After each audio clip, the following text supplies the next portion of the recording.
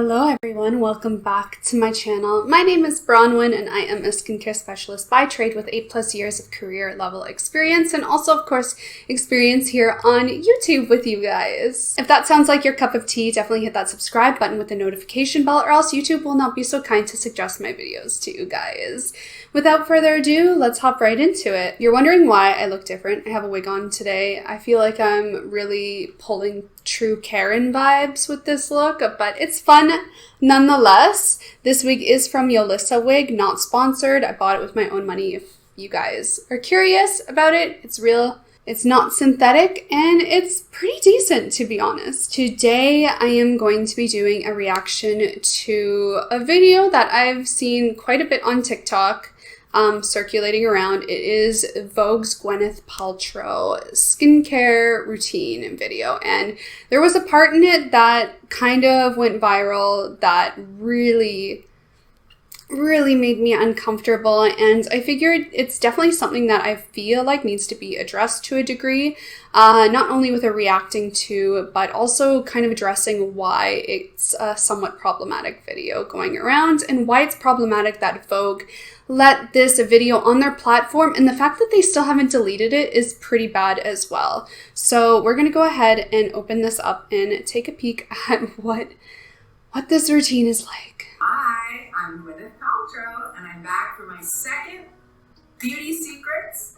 I'm gonna walk you through a little bit of my daily routine and all of the products that I love, and you can see how it has evolved. The first thing that I do in the morning, well after I brush my teeth, I don't know why, but I'm is my morning nervous. smoothie. This one has some nut milk and some almond butter, some good quality protein powder, just a little something to always make sure I have a little protein before my morning workout. The first part of my beauty routine, which is really part of my wellness routine, I believe that beauty and wellness are inextricably linked, is the dry brush. You just want to have a dry brush that has a little bit of resistance to it that's not too soft. And basically what you do is you start at your toes and you gently brush your skin all the way up the body, and always towards the heart. So I'm doing it on my arms now, and you can do it towards the heart this way and upwards on the stomach, and it really helps with circulation and exfoliation, among other benefits. My routine is super important to me. I can't live without it. It is our Goop Glow Microderm Instant Glow Exfoliator. I'm a massive exfoliating junkie. It just gives you this incredible smooth finish. Looks like that. Okie dokie. So now I am going to apply Vintner's Daughter. This is an unbelievable serum. I love the way it smells. And you just put a couple drops on. It's incredible to know that there are clean, non-toxic products that are really efficacious and really work wonders on your skin. Next, so I don't do this every day. This is like special occasions, say you're doing a photo shoot or you have a really important Zoom, or maybe you had a bit of a rough night. So these, Jillian Dempsey, she's a fantastic makeup artist, and she has these hydrating eye. So first off, with her morning skincare routine, one thing I do like about it is that she is using product on her neck and chest. I mean, a few drops definitely is not enough. I think she definitely needs more than just a few drops, especially because one thing I did notice is that she didn't use any toners or skin prep. No toners and no essences. So when doing any kind of skincare routine, you really need to prep your skin so that not only the products you apply afterwards glide on evenly, but so that your skin is moist and soft and able to absorb products more thoroughly. When you're applying product onto dry skin that isn't prepped with a proper toner or essence beforehand, you're really not going to get an even absorption of that product, which can really have an impact on how effective your skincare actually is. Even with this eye mask, she claims she doesn't even do it every single day, and I'm totally fine with that. I also don't really do eye masks ever, but I can understand why you would want to use them on special occasions, just because they are going to plump that area and temporarily brighten it as well. Nifty little, get the Jillian Dempsey, also from her. This Also, love that she is using a device that actually helps to increase the absorption of the product that she's using. So any frequency or high vibration device is really going to allow your skin to absorb that product better. But the fact that she's using it not just under her eyes, but also on her jawline without any oils or slicking agents, you could even see her skin was really rippling and pulling from the device. She would benefit a lot more and have less of a negative impact on her skin by using at least like a thick, slippery cream or even a facial oil at this step. When using any kind of devices that do a massaging motion on the skin, you really need to limit the amount that that device tugs at your skin. Any kind of aggressive tugging motion is actually going to have a negative effect on the skin, which can result in premature fine lines and wrinkles. I was not a person who ever had a skincare routine as a teenager. My daughter does, but I was very much a tomboy, so this whole skincare thing has come to me later in life. People always ask me, you can really see it on her skin, like not to judge, but with skin like hers, it's kind of really classic in the older generations because, like she said, she didn't really have any skincare routine at all when she was younger. And that's consistent with many generations to millennials and Gen Z. Skincare, like we had really basics, like simple creams, but like actual functional products weren't really common practice at all in older generations. Even me growing up, like skincare just wasn't something that you had. And if I wasn't influenced by Asian community and Asian bloggers, I can say for a fact there's a solid chance that I never would have gotten into skincare. But because I had access to the internet and I ended up being really absorbed in the Asian communities and the skincare industry and beauty industry from like South Korea and Japan and even Singapore, I had that early impact on Asian beauty trends and Asian beauty methods, which got me into skincare. And even for a fact, with her saying this, there are tons of millennials out there that still don't really have skincare routines. I remember when I was in college, a lot of people that I used to go to high school with, when I was in my ending of college, and I would see them on Facebook, not judging them really, but it was almost super clear that they didn't have a skincare routine by the amount of fine lines they already had around their eyes and their mouth area. Super rich, fantastic moisturizer. I think my mom, we both tend to have dry skin. We have similar skin, but she's very low maintenance. Like she's probably even more low maintenance than I used to be. Now I'm a little bit higher maintenance. Again, with the generational thing, she even is saying that her mom was even more low maintenance than she is. And you can tell her routine is very bare minimum at this point. Like she did use an eye mask, but she said she only does that when she has important events or has to be presentable for something. So far she's used an exfoliator, a serum, an eye mask, which she doesn't do every day, a face cream. So excluding the eye mask, she's only used 3 products so far. I think what I learned from her most is just to be comfortable with yourself. Just be comfortable in your skin. That she was kind of a less is more in terms of makeup and stuff, and she definitely passed that on to me. So next is sunscreen. This is a clean mineral sunscreen brand called Unsun, and it's a 30 SPF. There are a lot of really harsh chemicals in conventional sunscreen, so that's a product that I really want to avoid. That isn't certified by the EWG. So right off the bat, we're at the point in the video where I really have a problem with what she's talking about. First of all, she makes a claim that there's a ton of harsh ingredients in sunscreens and she wants to avoid them. What ingredients? Of course, with any active ingredient, there are some negative effects it can have on the human body when used in mass quantities. What you're getting in your sunscreen that is a chemical SPF, yes, it can be dangerous if you're drinking it, but applying it on your skin, there's really no risk. And you can even have high risk with zinc oxide, which is one of the main ingredients in physical sunscreens that a lot of naturalists swear by and claim that it is a lot better for your skin. But again, if you use zinc oxide in a mass quantity, or if you ingest it, of course it's going to be toxic for you. You can say the same with olive oil. If you use a lot of olive oil, or if you eat a lot of olive oil, it can be bad for you. Same can be said with bread. If you're eating a lot of bread, there's a lot of sugar, there's a lot of yeast in there. You can get candida overgrowth, yeast overgrowth in your body, which can have a lot of negative health effects on you. So making a claim that she doesn't use sunscreen or uses barely any of that, simply because there's a lot of harmful ingredients in there, is not factual or the truth at all, especially since the medical industry and the dermatologist industry stresses that that is the one skincare product you need to be using to prevent skin cancer, to prevent cell melanoma, to prevent aging. Like, this is the number one thing everyone should be using. So if you are watching this video, or if you did watch this video and find it helpful or insightful, then like you need to rethink and join our skincare community, because this is very misleading information.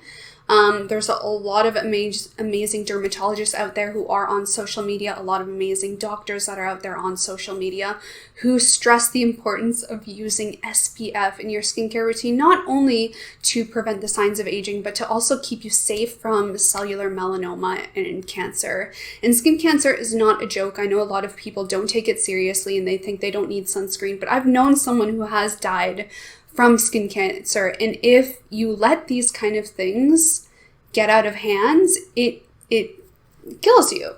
It really does. And let's just use Australia as an example. Australia is one country where it's almost a law in Australia that you have to be wearing sunscreen. Now, it's not a law, but it is heavily pushed on everyone because they have a thinner ozone layer in Australia. Fortunately for us, ours isn't as thin, but that doesn't mean it isn't dangerous still. And I remember one of my friends in Australia telling me that sunscreen is so important there because if you get a sunburn while in Australia in the middle of summer, it can raise your chance of developing cellular melanoma, skin cancer, by 30% from one sunburn.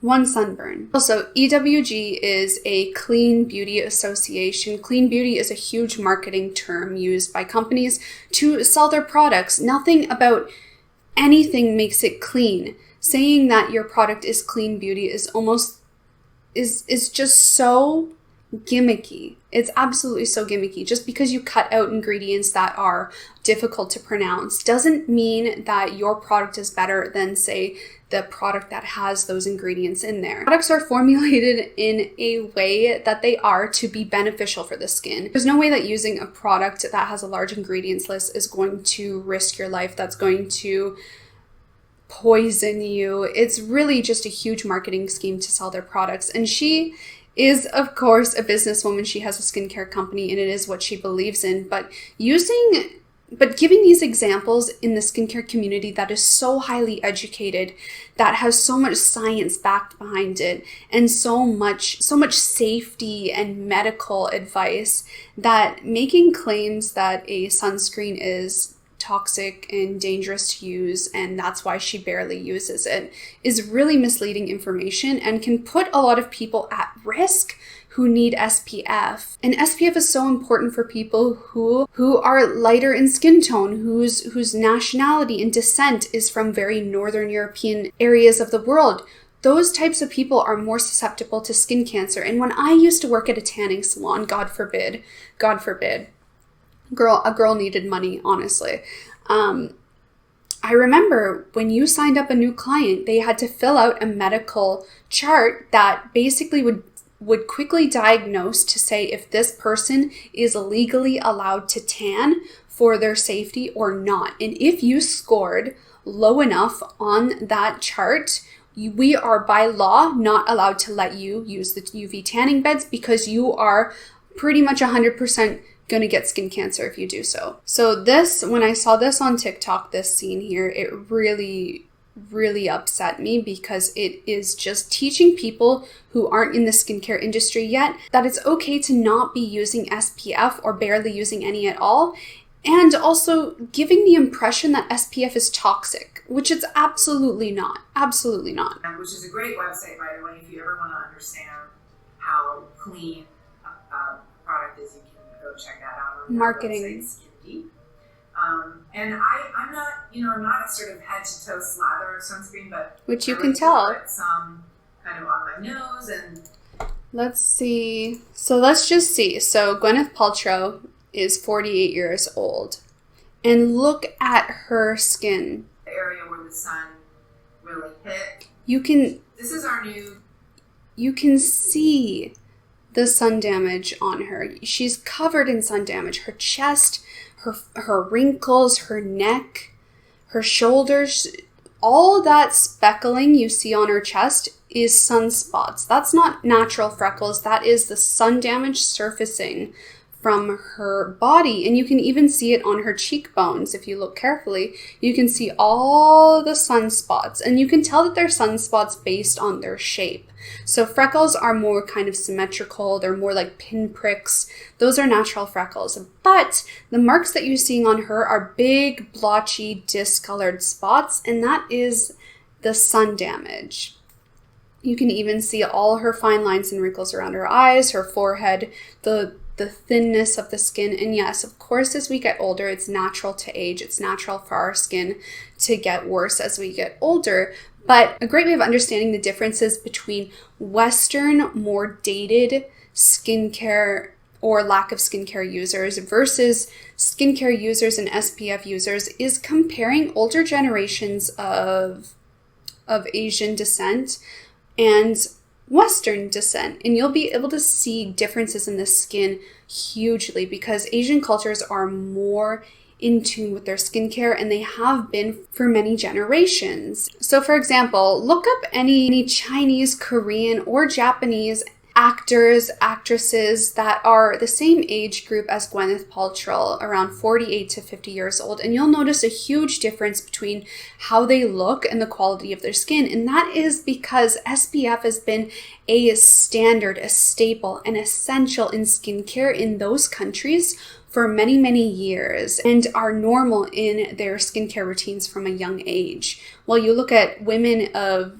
Gwyneth Paltrow's age, where you'll see really consistently the aggressive sun damage, the advanced aging of the skin, and even higher skin cancer rates in those countries. So if you watch this video and were really, really interested in it, but then you saw videos popping up of people reacting to this routine, these are the reasons why, and welcome to the skincare community.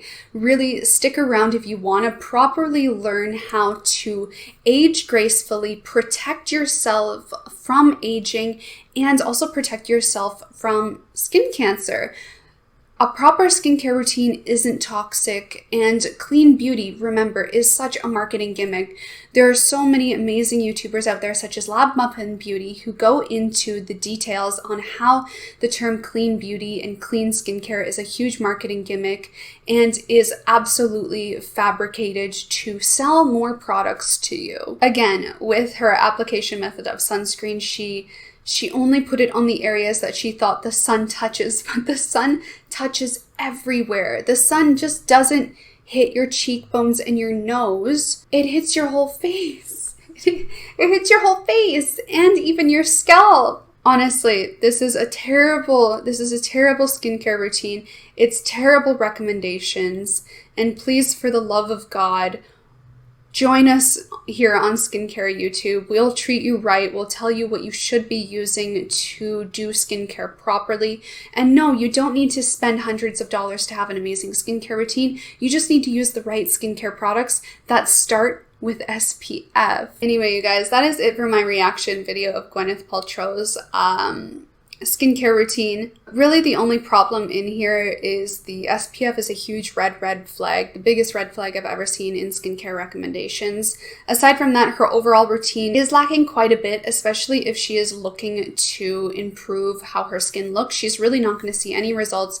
And the fact that she does an exfoliator but then barely applies SPF, she's just asking for even more sun damage at that point. If you're using any kind of physical exfoliation or chemical exfoliation such as acids and peels, you need to use SPF every single day. Not only do you need to use SPF every single day just as it is, but especially if you are using exfoliators regularly or at all, you need to use your SPF. Here are some tips I would give to Gwyneth Paltrow's skincare routine, or if your skincare routine is similar, here are some tips I would give to you. 1.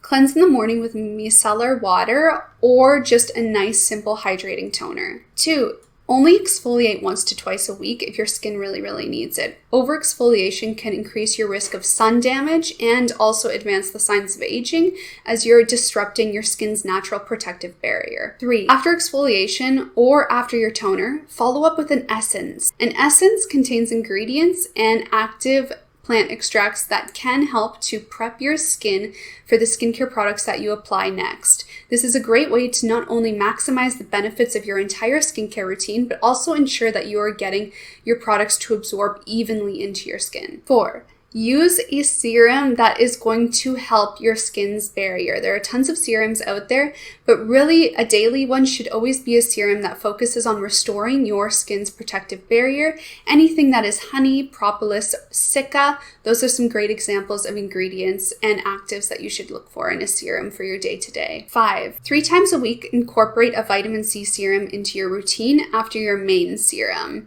This is a great way to add antioxidants into your skincare routine to help negate the negative effects of sun exposure, as sun is the leading cause to skin aging. As 90% of skin aging is caused by the sun, vitamin C helps to reduce the negative impact of it and also stimulate collagen production in your skin. And it's natural. Vitamin C is natural. 6. Finish off your day routine with a SPF day cream of SPF 30 or higher. There are tons of amazing SPFs out on the market, especially from Asian beauty brands, that not only provide you the protection you need to keep your skin from aging and safe from skin cancer, but also contain actives in there and ingredients that are formulated to give you all the skincare that you need to calm down the skin naturally, hydrate the skin deeply, moisturize the skin deeply, and also a lot of them contain beneficial ingredients such as peptides that work to help rebuild the glue between your skin cells